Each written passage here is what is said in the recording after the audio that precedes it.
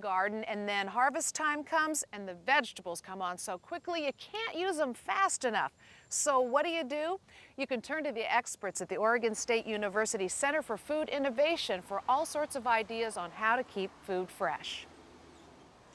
You always have too many tomatoes at the end of the season. I've got Chef Wayne Filan here from the Food Innovation Center to tell us how we can make those tomatoes last all year long. What would you do with them? I would freeze them. How do I do that? You pick them, destem them, wash them, dry them, and put them in the freezer, and they'll freeze individually right on the tray. So you've frozen them on a tray here, Correct. and then?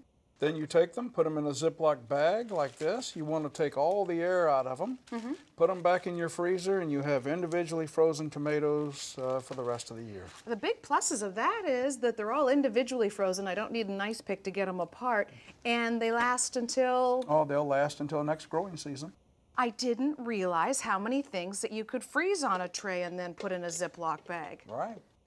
We have some yellow tomatoes here, strawberries. We have a very short season here, so you pick them at its peak. Do the same thing. Pick them, destem them, wash them, dry them, put them in the freezer. As they freeze, put them in a Ziploc. You've got them for the rest of the year.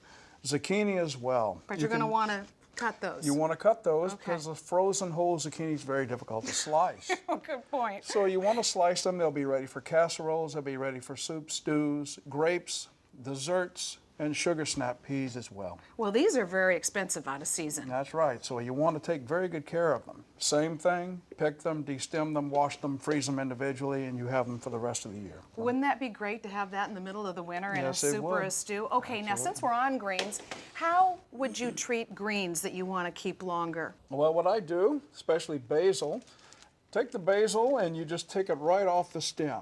You don't want to make a pesto or a sauce with a lot of the stems are very fibrous. So you just take the leaves right off and use the stems for other uses. Then, after you make the pesto, you put a little bit of the olive oil and you put basil in with a mixer, a Robikou or a blender, or you can hand chop it. Put it into an ice tray. That is a great idea. Freeze it in the ice tray and then it's all individual again. That is correct. Then you take them, put them right into a Ziploc bag once again, and it's ready for you to use soups and stocks and sauces for the rest of the year. Isn't that great? What a good idea. All right, well, I'm going to steal that one from you, Chef Wayne. Now, why do we have a Food Innovation Center? The Food Innovation Center, the purpose here is for us to come up with innovative foods that will create jobs in the Pacific Northwest. Very, very flavorful foods, very innovative foods we develop here for a wide variety of customers, producers, companies, international groups, you name it. And this is the only place in the country where we do food innovation. That's correct. We are very innovative here, and we've come up with some new products. Like what? Carbonated fruit. What is carbonated fruit? Carbonated fruit is fruit that's been injected with carbon dioxide. And the effect? And I think you'll find out it'll be champagne in your mouth. Oh, my goodness.